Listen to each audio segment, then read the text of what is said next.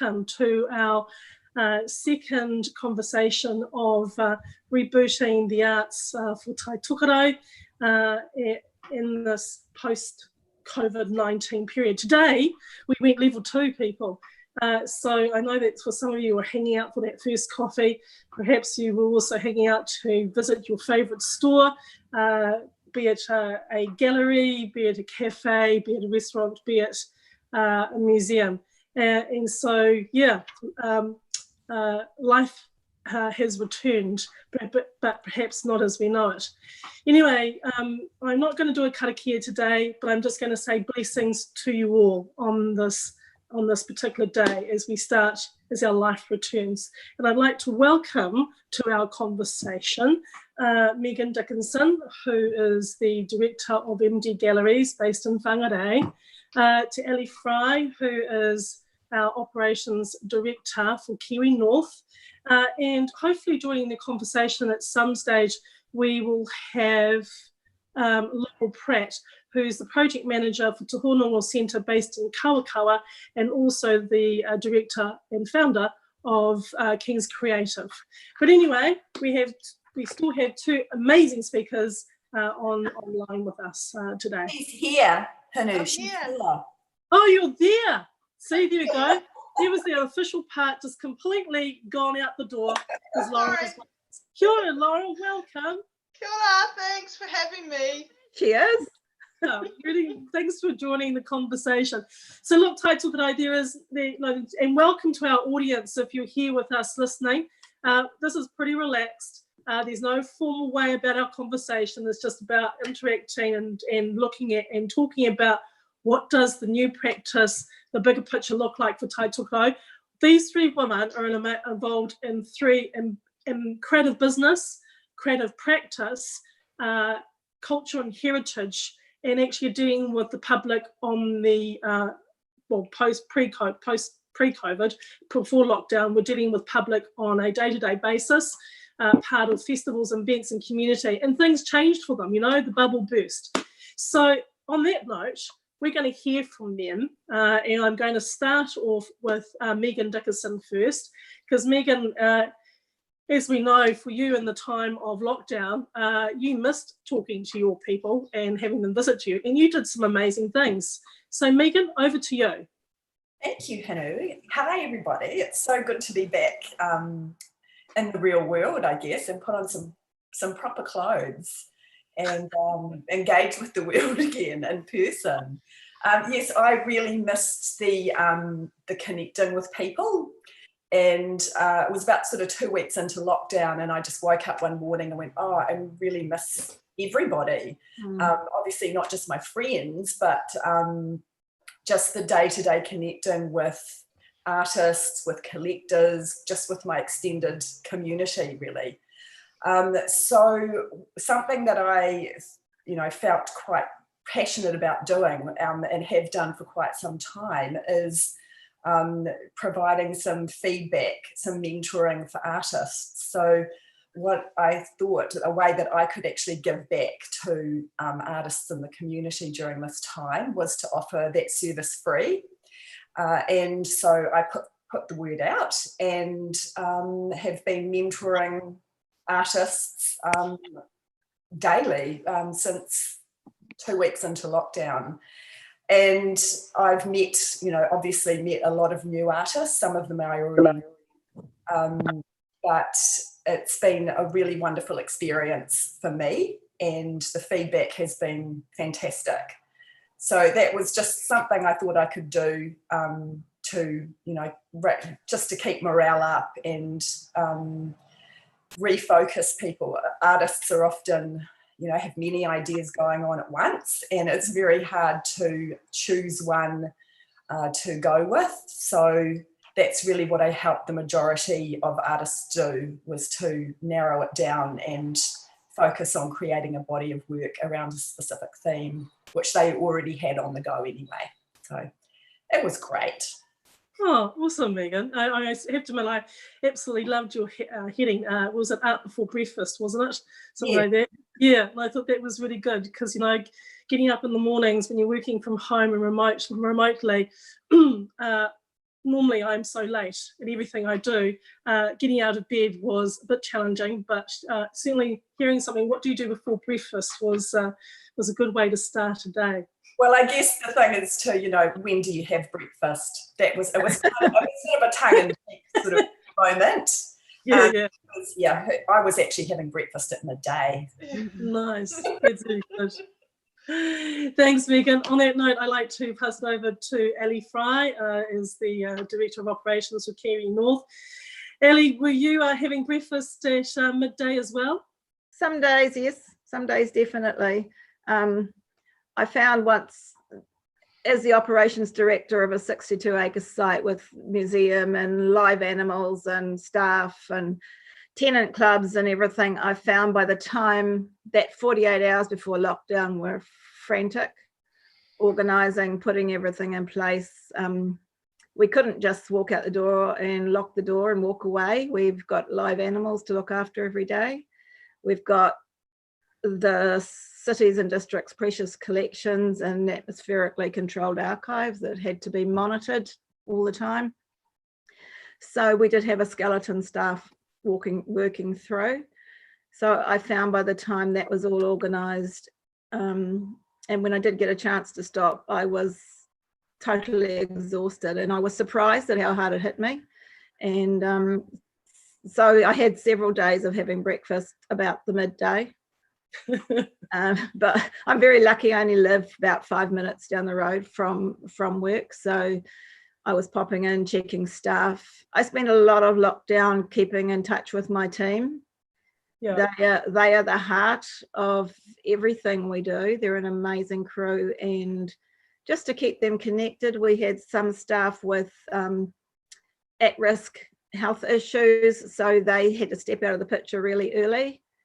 And we haven't seen them since, and we're having a staff get together on Monday, and that's the first time we will see some of them for real, you know.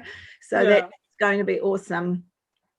So yeah, it was a shock to the system. I think this week has been the hardest. I very naively said, somebody at the beginning, they said, how long will it take you to reopen when you decide to reopen? And I said, oh, we can be open in a day. We just have to turn the lights back on and do some dusting and we'll be right, because you know our product's sitting there. But all the paperwork and all the health and safety things that you have to put in place to open your doors as a business with face-to-face customer is huge. Yeah. And we are opening on Tuesday, but I'm probably going to be working every day before then to make sure that we're ready and our team are safe and secure and confident going forward. Yeah. So, yeah. Thanks for that overview. Because I suppose going from a creative business as MD Galleries with, I mean, Megan, you work by yourself, to an entity that has, 62. That's a challenge that I can't even get my head around as to what the operation would look like, having to reopen and moving forward in this level 2 phase, especially if we, have to, as our restrictions are 10 at a time. So I look forward to actually talking more to you about that. Next person is, I'd like to introduce you to Laurell Pratt, who is the project manager for Te Honongo Centre, which has been developed in Kawakawa, and also to the founder and director of King's Creative. Welcome, Laurell. So how's it been for you? Oh, well, yes, it's been pretty intense. I think the first part was I was really exhausted as well, like Allie. I just kind of was quite shocked.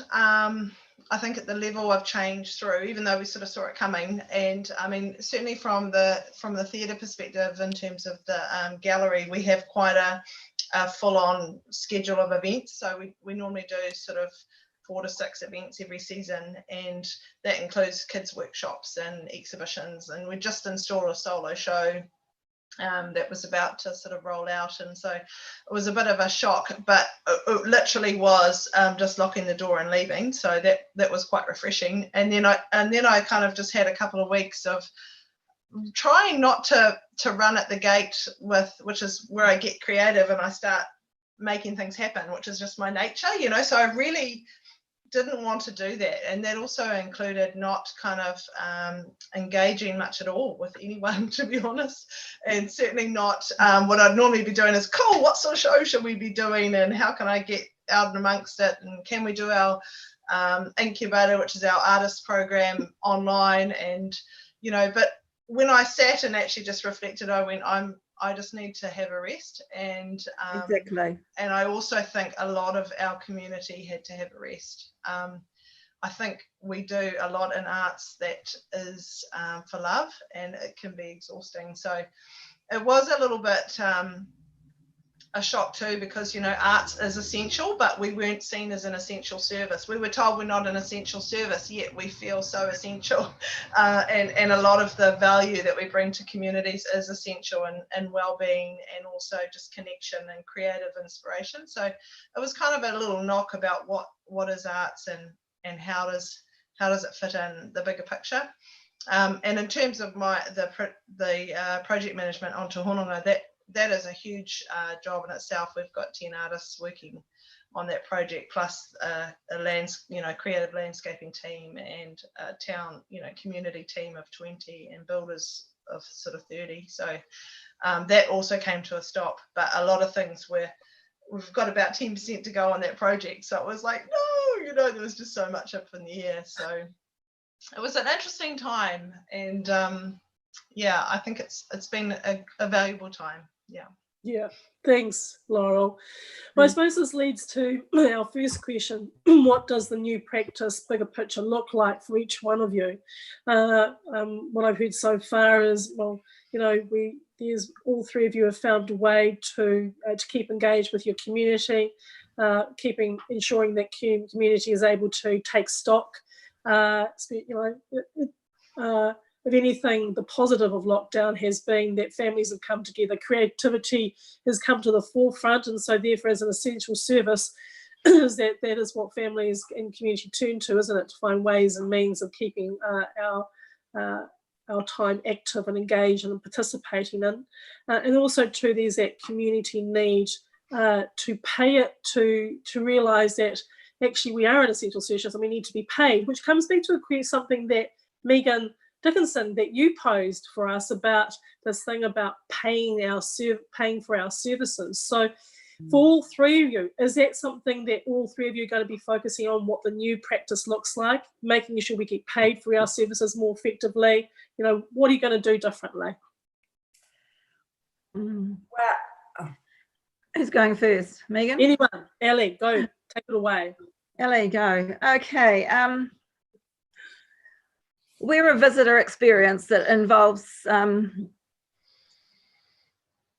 arts, culture and heritage. I think it's really important that we are all put together, because I think what we all do reflects our culture as artists, as exhibitions, as telling the stories, as preserving those stories.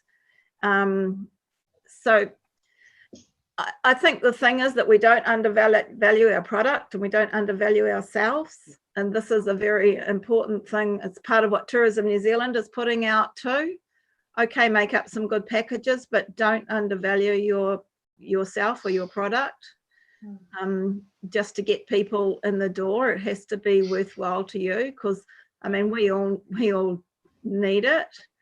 If we're talking dollar-wise, the wage subsidy has saved us, having a relatively small team, not having big salaries to pay or wages to pay a lot of part-timers.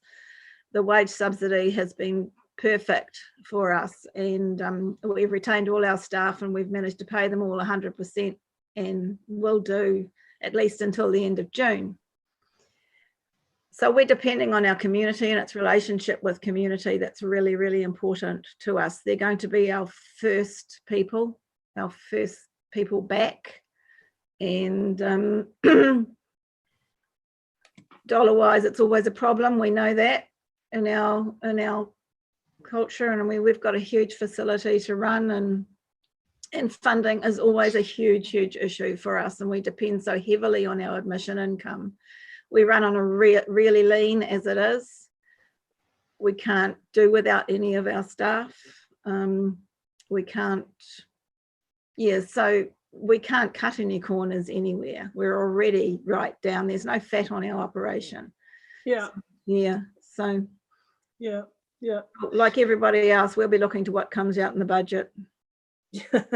And the budget happens today, doesn't it? It happens today.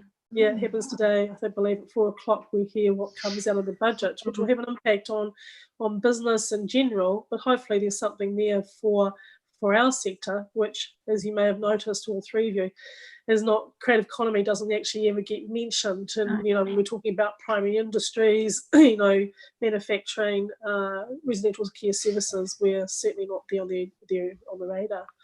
Yeah. What about Can I just say there, Hinu, that we've virtually been assured that there's going to be a big something in there for tourism, definitely. So, and I think it's really important that, we certainly do, because we're a multifaceted visitor experience, and the more eggs you have in your basket, the better. That's been a real strength for us. But people like galleries and artists and things is looking at yourself as part of that tourism business. And because you are part of it, our visitors that come to us, they're always looking for something else to do. And, Northland's getting we've always known it, but it's actually getting known out there that, this is a beautiful, artistic, creative community. And so consider yourself as part of that package. If we get money for tourism directly as a tourism experience, you guys are going to benefit from it.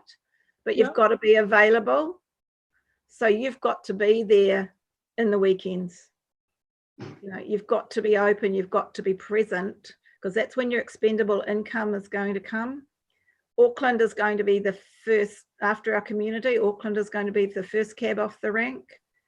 They come up for the weekend, a long weekend. That's when you've got to be present and available, because that's where the expendable income is going to come from. Yeah. Megan, Laurell, your thoughts on this?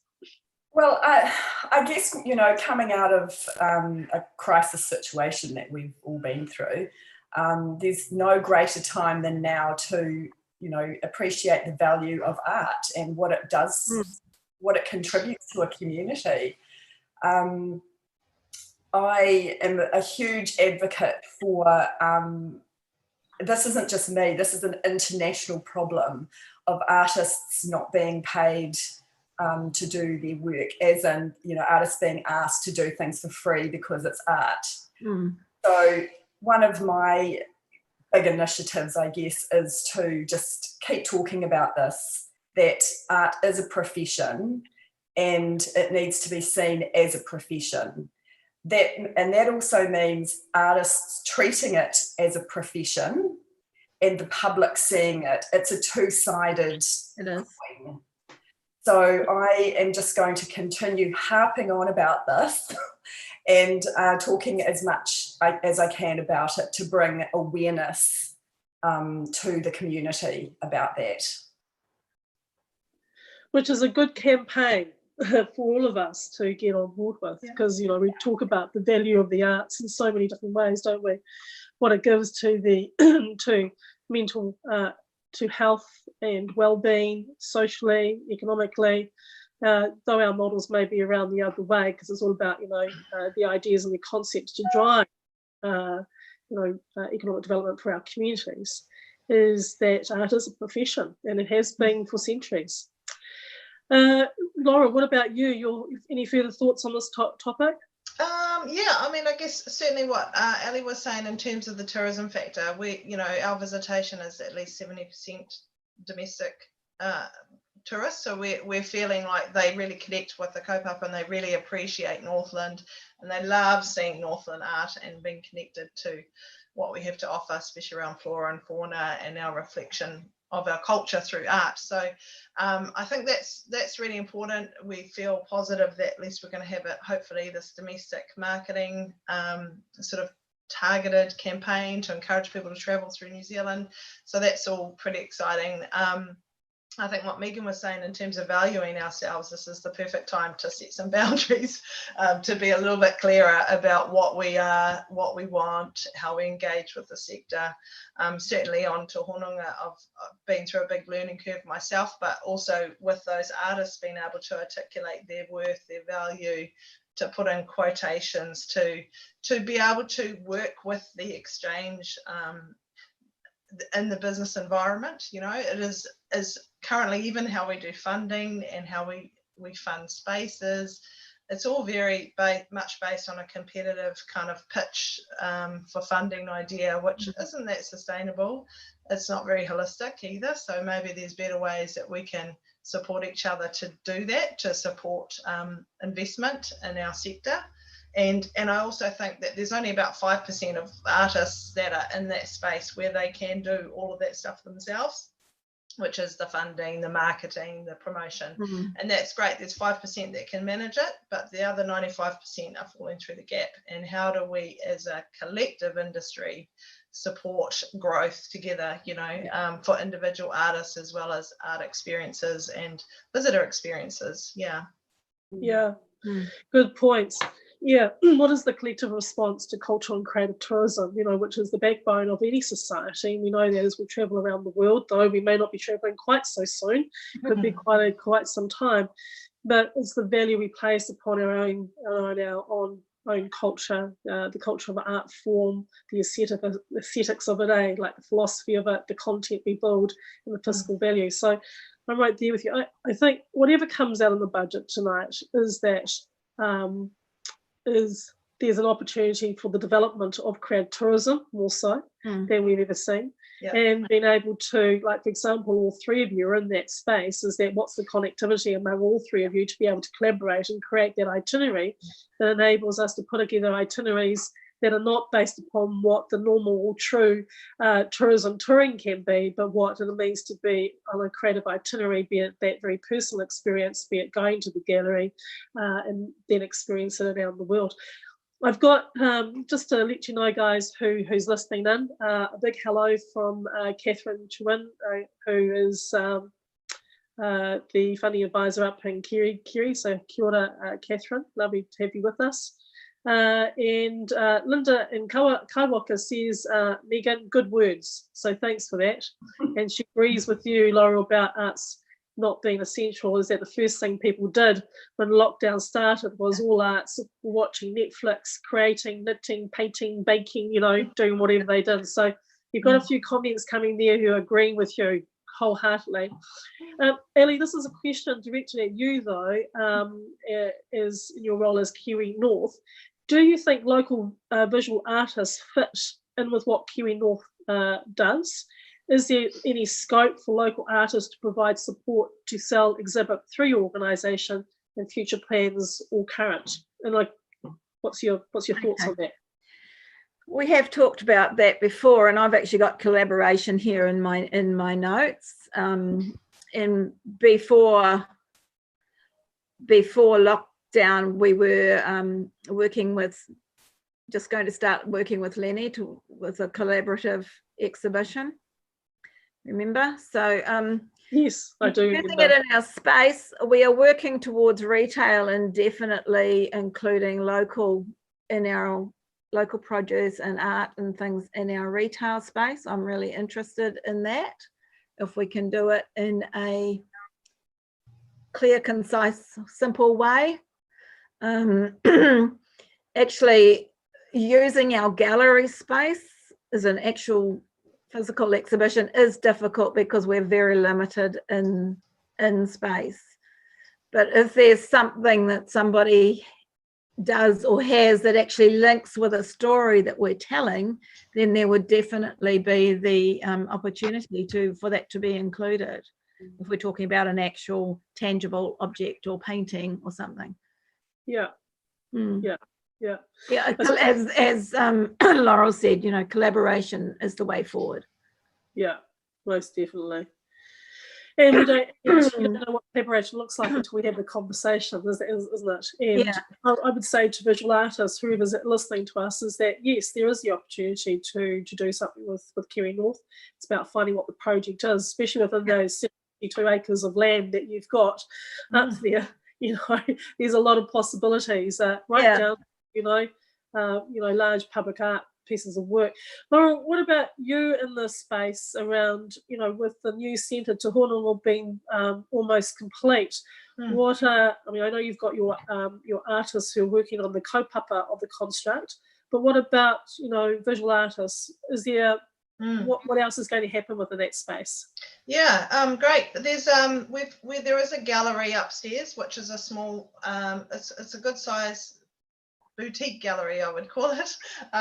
And we've got a focus there on a particular around environmental kaupapa. So it is about the Hononga experience is a sort of joining of cultures, which is a connection between Handawasa and our local Māori culture. And Hononga is a coming together, joining place, and that's kind of what we want to express. I guess the value in our environment, and what's been, one of the positives of obviously the lockdown is the ability for the environment to just respond like it has, which is, I just think, so heartening to see, birds and flora and fauna and rivers recover within this time frame is just astounding.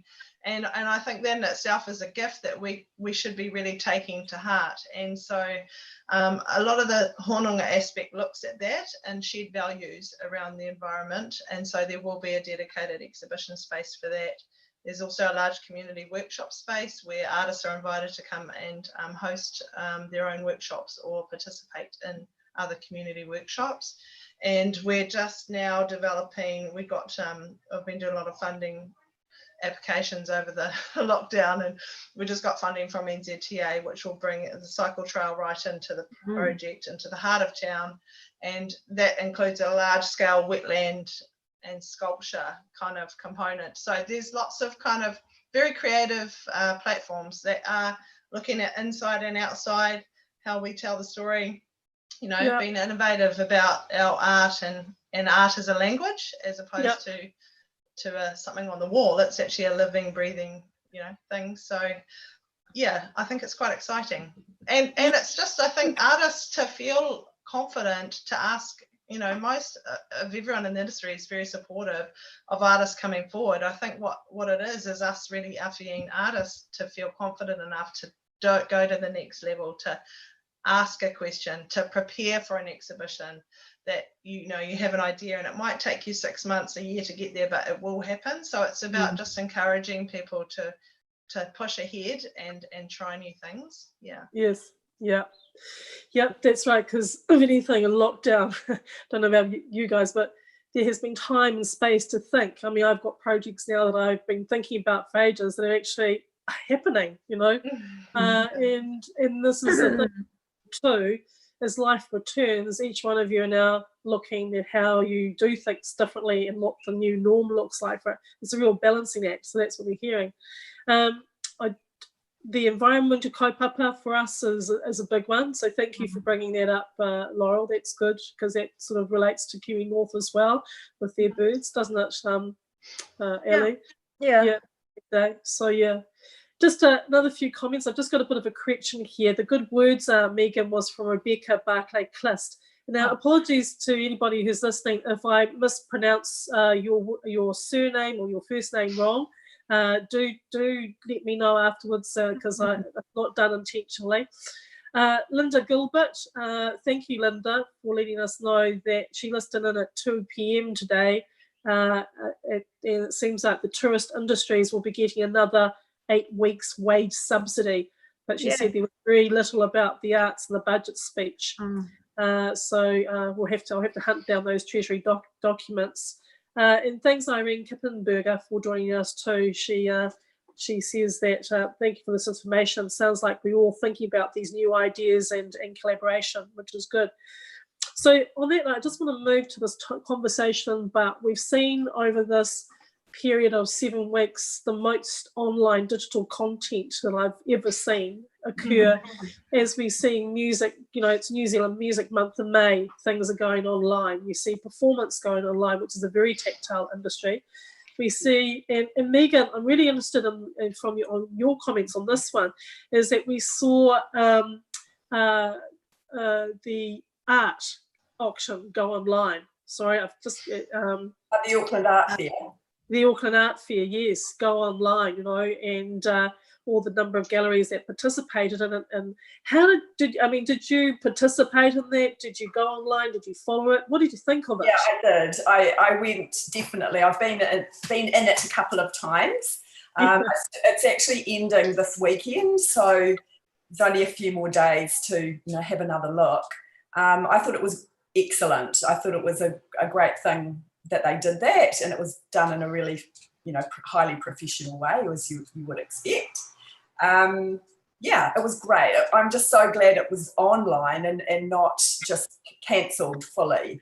Yeah. So it was great to be able to experience those works, and it's been really good. I guess a lot of people would have seen the work that wouldn't have gone to the art fair normally as well. So they've probably reached a really huge number of followers.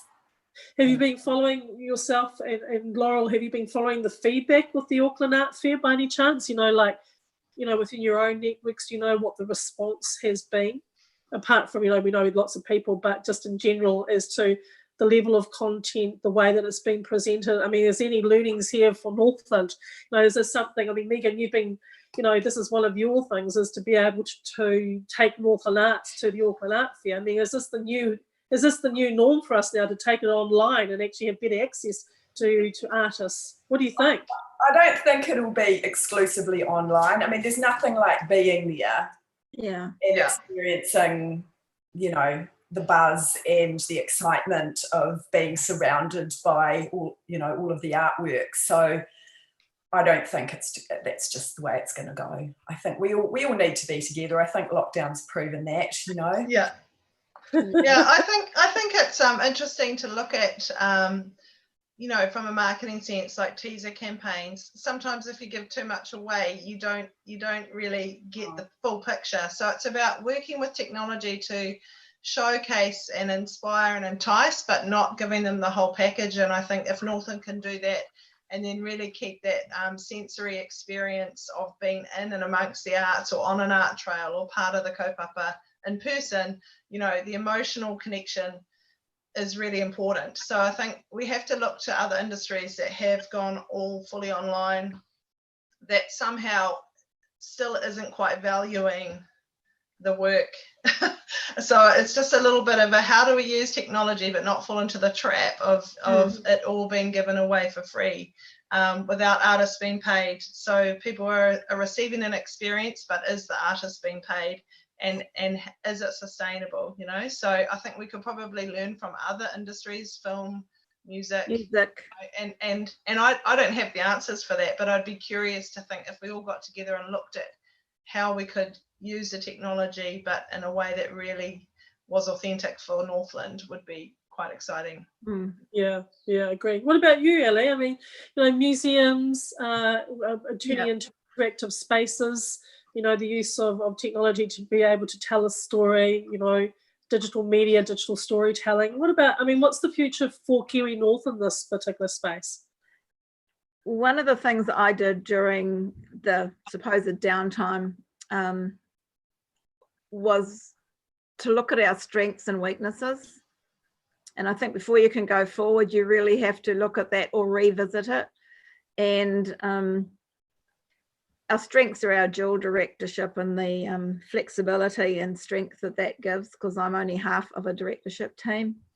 And our team and our multifaceted product, the fact that we own our own land and we own our own building, so we didn't have to pay a landlord through all that time and things. But we have a real weak point, of course, is funding for these big things, and our all our IT services are way out of date, and our equipment, and also the resources to digitize our collections.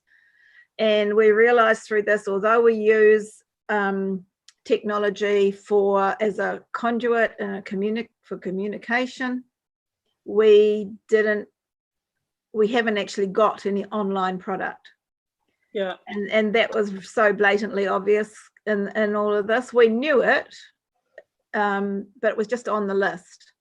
So one of the things we're doing, and we've just had a meeting with our chairman of the board this morning actually, is reprioritising some of our priorities, and so that will go to the top of the list now. Is we have to have an online product, we have to have the people to create it, we have to digitise collection, we have to be able to do museum tours online. We've got one online for our homestead, and we did little bits and pieces on our Facebook and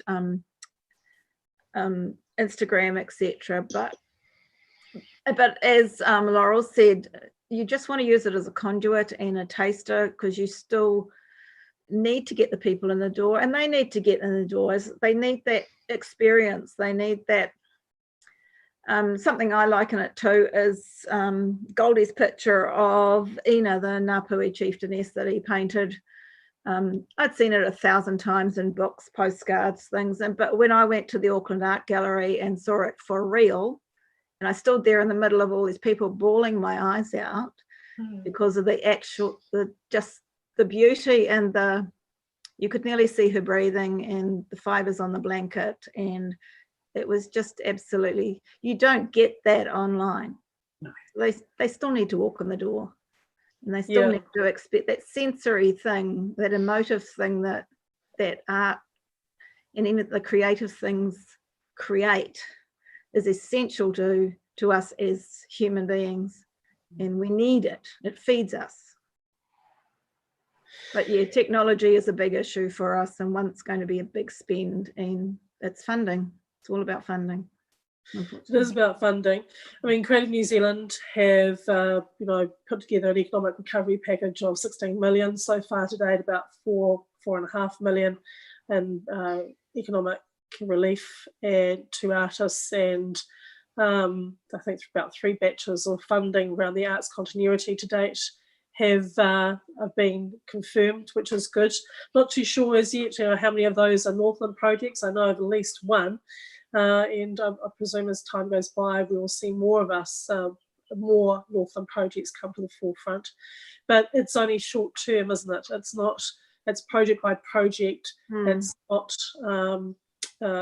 not money that we can actually, account for. And what I mean is, if the project doesn't, we don't get, if their funding application is not up to scratch, we don't get the funds for it. And then we have to think about what our means and can we get our funding from.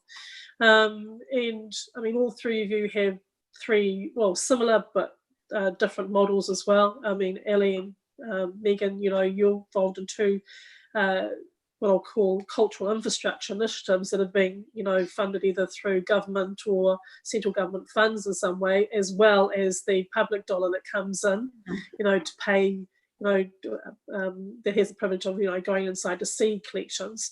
And then Megan, of course, you're a commercial business, a creative business that, needs its doors open to ensure that, you can sell the artwork, so you probably could take online. I mean, what is the future for our funding look like? Should we be doing more crowdfunding campaigns? Should we be going down the path of what, Boosted with the Arts Foundation is doing? I mean, I don't have an answer for this. I really don't. I don't think, most of us have. But what would be our wish list? If the government was sitting in front of us right now, what would we say to them? What would we say? What's your thoughts? I say bring back art patrons. Imagine if we put forward collectively 10 artists a year who would be paid for the year to make art, and they would have an art patron that did that, and I think that would be great. That's bringing 10 artists through with strength each year. Yeah. To really step up, to create a new horizon, because we do get stuck in our own level, and it is about creating and supporting each other to be able to push through those levels. And I think Northland, we're just so resilient, and everyone's so passionate. We have volunteers, we have people that work over and above to be here in an art sense. But maybe there's a way that we can just help each other out a little bit better. And certainly with large scale projects, if we have a list of, we were talking about that the other day, there's a number of cultural tourism products coming online in Northland through thanks to government funding, which has been awesome. But if we have a bigger picture of those projects and work together to pull those 10 through each time, like what are the 3 things we're going to do for Northland art scene this year, you know, identify them and work together to support those applications, I think we'd get more done.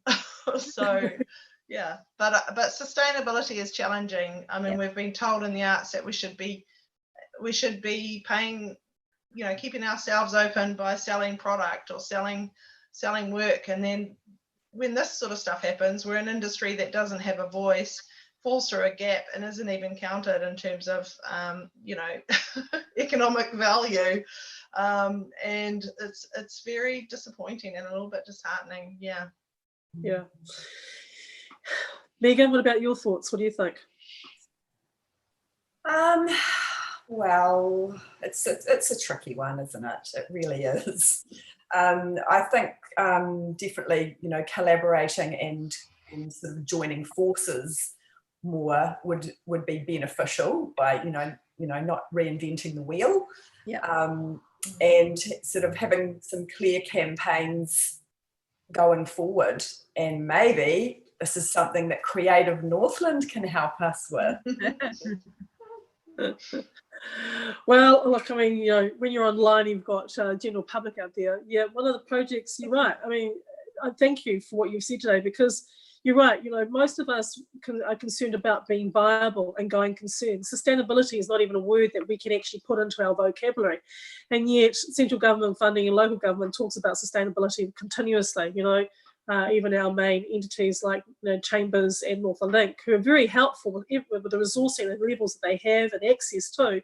But for our economy, which is a, you know, what I call a grassroots economy, being a viable going concern is what we aim for. And so therefore this conversation about paying it, being, I think art as a profession needs to be seen as a profession, and bring awareness is really important. You're right, you know, perhaps as an industry we should be doing more with each other, you know, and looking to the sectors that can fund us, like mental health, like Ministry of Health, for example, because, you know, movement, dance, music, hearing, all those, you know, arts is accessible to all of our communities in different ways.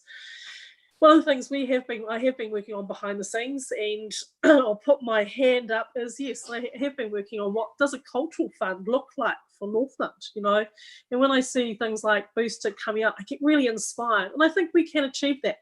So in this level 2 phase, that's one of my little projects. So if you guys want to come knocking on my door and tell me what your thoughts are, and anyone out there who's listening to this conversation, please do, because Northland we are resilient. And we do, like the rest of the country, we find ways and means of being able to showcase our creativity.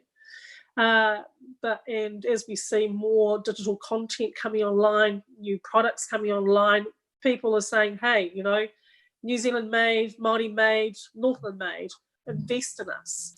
But that's only very short term, isn't it? So we need something that's more tangible, not not a national fund, but something that's just for us, so that your concept, Laurell, like, you know, the arts patron thing, the support teen artists, New Horizons, you know, all of us can go, actually, I want to put forward that teen artist. So I like that idea. I really do. I love that idea. And thanks for bringing that up, Laurell, because I actually had an anonymous patron in my second year of business, not giving me money. It was actually I said it's a man, so it is anonymous still.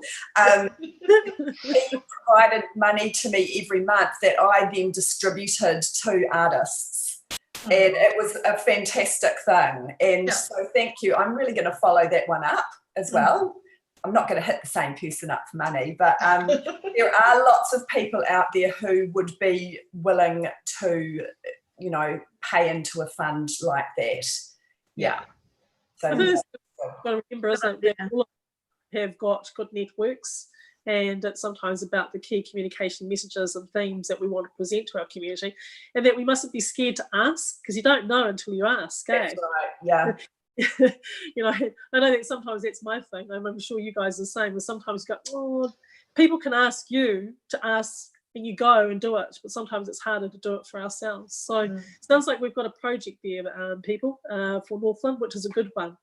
at the end of the day.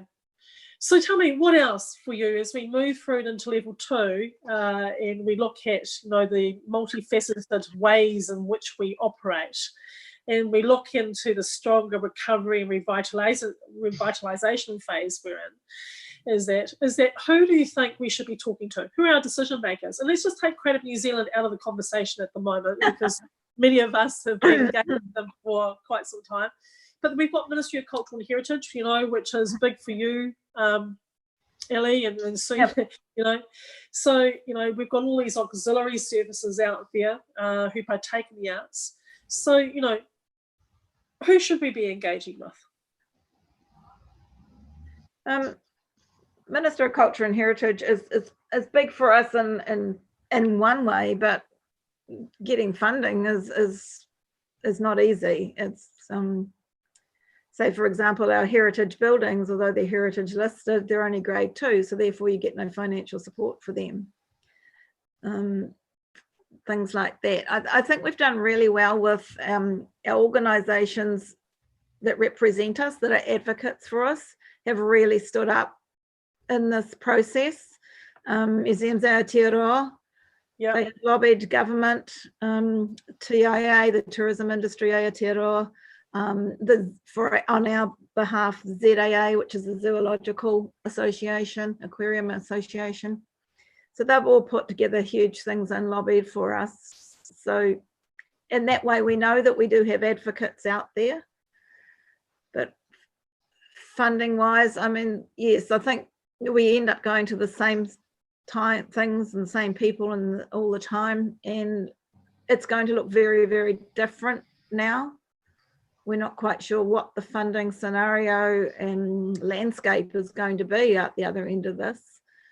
So that's the scary bit about going forward. There's so many uncertainties at the moment, and you can't always depend on what you always did depend on.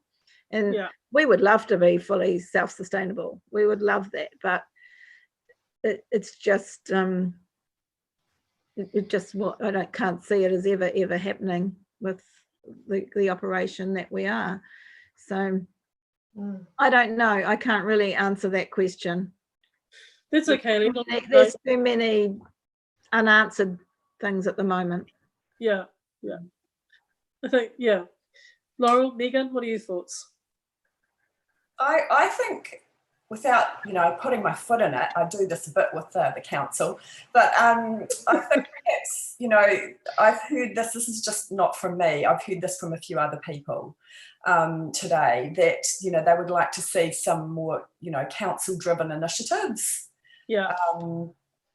and I guess that would definitely contribute, not just financially, but also, building that sense of community and value, personal value, which, is something that, I think a lot of people have become really aware of during this period of being in isolation. So it would help on many levels, I think. Just, I think all of those organisations that exist within a community or a specific region, coming to the forefront a little bit more. I'm not criticising them. I realise that it must be really, difficult for them to be functioning in this different world that we're in. But maybe just coming forward and even saying what I just said then. Hey, this is hard, but we're thinking of you. Something, like something positive. I think there, for me, for a start, I always think that a community hall is funded by a local council. Every time I drive past it, it's empty. You drive past a gallery and it's got 100 people at opening night. It's got 90. We've got 90,000 visitors a year, and yet we couldn't get funding like a community hall would, which may have much fewer people, that actually visit or use the hall. So I think it's about looking at those creative spaces across districts and how they can have some sustainable funding through LTB or long-term plans. I think that would be really great if we could advocate for a base percentage of operating costs or something that would support creative industries. And then I think there's a huge opportunity, I guess, through Te Hononga and doing a lot of fundraising for that, is around our local government, central government, NZTA, the tourism industry. If there's any capital works projects, they should have a arts, culture and identity element, and that should be funded in every single capital works. So if rather than for a creative, maybe you've got a new bridge, we all have to fundraise for the artwork on the end, as opposed to it being part of a percentage of the capital works project cost. That should be quite clear, and it's a good way to get your identity into all of our physical infrastructure and assets. It also provides opportunities for artists from the outset, as opposed to sort of going through after and trying to find funding for the creative aspects. So I think those are all good things that those central government agencies can bring forward. And I think in Northland we're quite lucky because we have got a large, Māori culture. We can tell our stories, and so it's just about making more of a impact and demand. That's a base level for us to do any new capital works. There's an arts cultural component. Yeah. We Creative Northland certainly hasn't had this conversation enough with Far North District Council and with Kaipara District Council. We certainly have with Whangarei District Council, and I agree. There's built heritage and environmental heritage, and then there's public artworks that we know that councils will put submissions out for. And I agree. That's ways and means is to look across all the different themes of council and where does the arts sector sit within that arts and heritage, and to ensure that we actually have tagged funds across that for public artworks, for new and cultural infrastructure to be developed, because it can't just come through one particular area. And that's a level of advocacy that us all have to do, to ensure that long LTP plans, annual plans have that in there. So yeah, completely concur with that one. I think one of the things that'd be interesting for you is that is for our viewers who are listening to us today, and thank you, is that you would have seen Creative New Zealand's advocacy, Thankful for Art, that's been out for the last couple of weeks, and they're in the process of putting together a document to come out to the 64 or 62 territorial local authorities through the whole of the country to remind your local government, how all the different ways that they could interact with the arts community. So Brian Munro, who is the Arts Director for Community and for Youth and who meets regularly, has been meeting regularly every Friday at 2 p.m. And if you want to get involved in that, let me know, because, it's been a great forum. Has been working, with their team to sort of prepare that document. So as regional arts organisations, we've been meeting regularly with our arts organisations as well, other arts organisations through the country, to look at what that looks like for us across the board. And yeah, still no answers, just always good communication themes and messages coming out, but at this level, I suppose that's what we're doing right now, is just communicating with our thoughts and what we think. So look, some good fodder there from you guys. Thank you so much. We've talked about a basic subsidy from local government like that. Arts patrons support 10 artists, set up a bit of a cultural fund. We've talked about artist profession, needs to be seen as a profession. Completely and utterly agree. But all of this means advocacy, We've also talked about digital online programs and, digital storytelling and what that means for both at the arts and the cultural and the heritage level. And we've talked about community, connecting. So this is all good stuff. But as I look at our time, and I don't want we move into the last 15 minutes or 10 minutes of our conversation. What do you want to drive home, you guys? What do you want to drive home to the arts community and those who are listening to here? What do you want to drive home? When I say drive home, what are the key things that are really burdening you right now about our sector as we move forward, as we move through level 2, back to level 1, back to the new norm with no restrictions, or could potentially still have restrictions? what does it look like? Paint me the picture. Well, I mean, I'm always optimistic, and Yeah.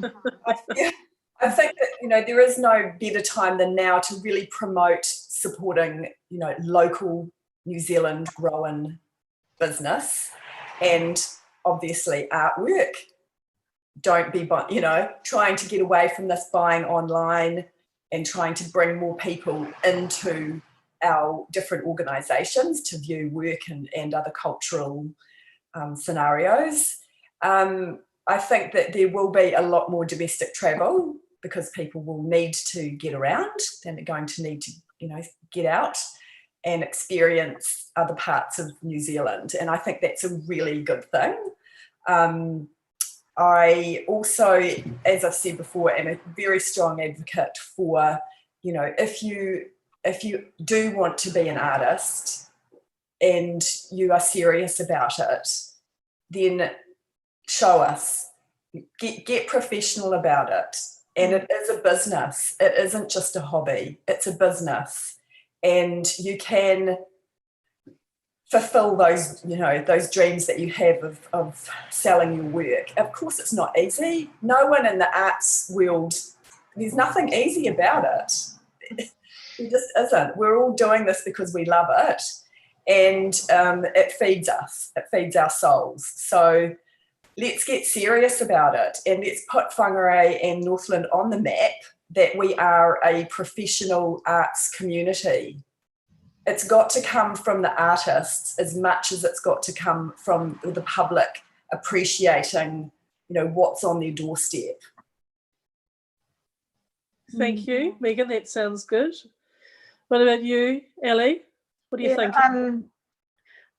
What's come up today about artists being professional and being treated as a profession because of it is, I think, it's really hit home. You know, Hinu, my daughter, I'm not at all, have no artistic capabilities at all, but my daughter is an artist, and I see the fulfillment she gets from that and from the commission work and things that she does.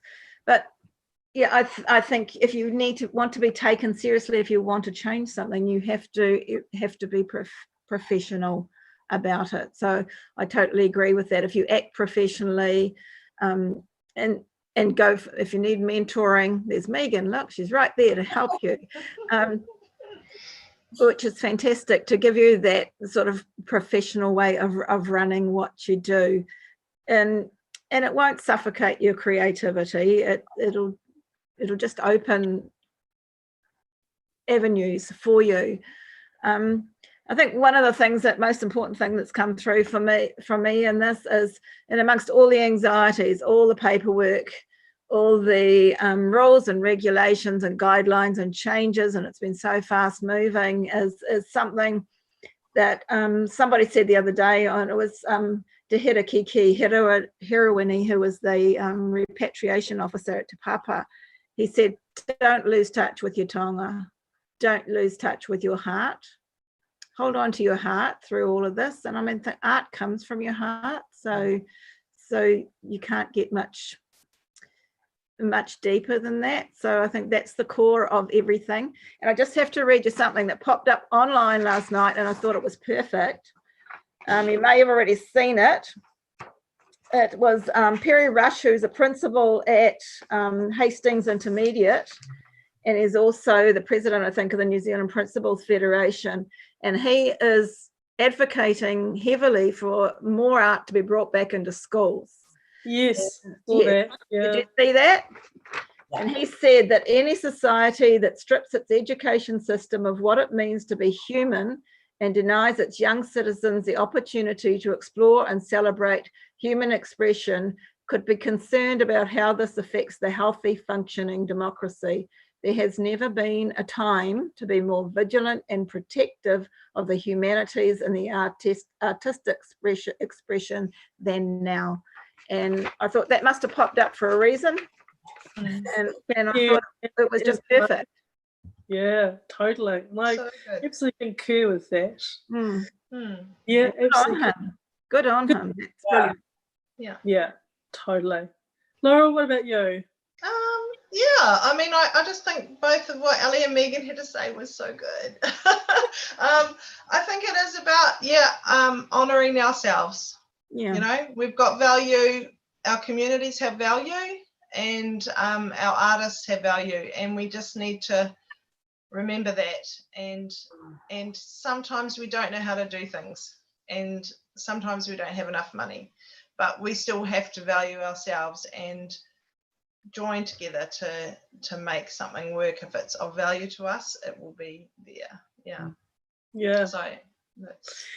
Well, as you ladies have been talking, there's been a bit of a conversation going online and between some of our far north and local community.